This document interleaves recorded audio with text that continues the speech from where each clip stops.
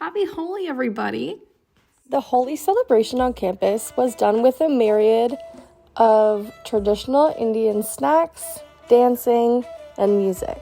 It was so much fun being able to try all the different snacks I'd never had before. The thing I didn't know about Holi is that it was a tradition to write messages on the white t-shirts that were going to be covered in color.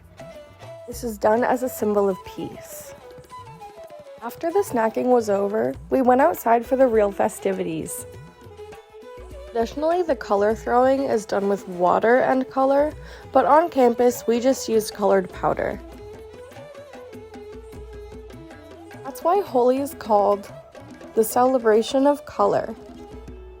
And if you aren't keen to be covered in the colorful powder, that's okay. Being able to watch is so much fun. Happy Holi, everybody. I hope you learned so much because I did too.